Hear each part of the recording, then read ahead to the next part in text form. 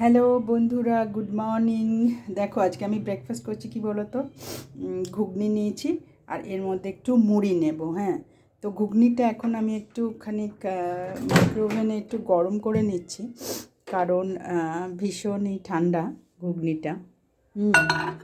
তো একটু গরম করে নিই মাইক্রোওভেনে, গরম করে নিয়ে তারপর এর মধ্যে মুড়ি দিয়ে খাবো। একটু 1 মিনিট মতন দিলাম, বা আশা করছি 1 মিনিটে গরম হয়ে যাবে। আর একটু দিয়ে দিই, বা 1.5 মিনিট মতন দিলাম ঘুগনিটা। চলো একটু আমি তোমাদের আরেকটা জিনিস দেখাই।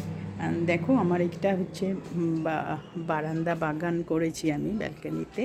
এখানে দেখো একটা ঘুঘু, এখানটায় না ও ডিম দিয়েছিল।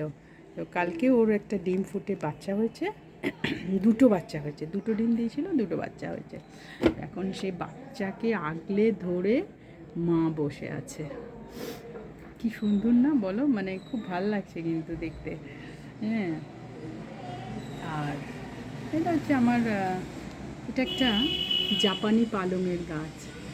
হ্যাঁ, এটা। আর টুকটাক জবা গাছটা এরকম হয়ে গেছে, ঠিক হচ্ছে, মানে শীতকালে তো পাতা ঝরে গেছে সব আর কি। তো এরকম সব টুকটাক গাছ আছে, যতটুকু পেরেছি। এটা একটা তুলসী মঞ্চ করেছি এখানে। নয়নতারা ফুলের গাছ অনেকগুলো আছে। অ্যাকচুয়ালি এটা আমার ব্যালকনি, ব্যালকনি থেকে এইরকম দেখা যায় আর কি। হ্যাঁ, তো চলো দেখি ঘুগনিটা গরম হয়েছে নাকি। বাবা, এই গরম হয়ে গেছে ঘুগনিটা।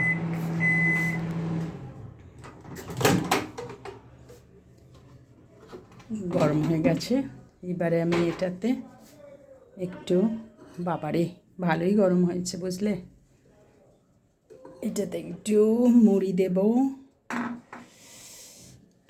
মুড়ি দিয়ে এটার মধ্যে মুড়ি দিতে লাগবে।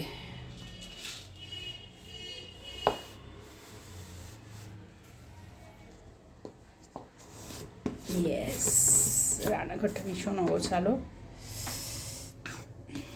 কয়েকদিন ছিলাম না বাড়িতে। তো তোমরা কে কে ঘুগনি মুড়ি খাও একটু জানিও তো। মানে আমি এটা আগে খেতাম না, এই নতুন নতুন খেতে শিখেছি। তাও এর মধ্যে পেঁয়াজ টেঁয়াজ অন্যদিন দিই, আজকে না আর কিছু দিতে ইচ্ছা করছে না, ভাল লাগছে না আজকে কাটাকুটি করতে। নাহলে একটু পেঁয়াজ শসা দিলে ভালোই লাগতো জানি খেতে। তো ঘুগনি মুড়িটা আসলে আমি শিখেছি। হ্যাঁ, দেখা যাক খেয়ে কেমন লাগে, তোমরা একটু জানিও, একটু দেখি খেয়ে কেমন লাগে। দারুণ, ভালোই লাগছে।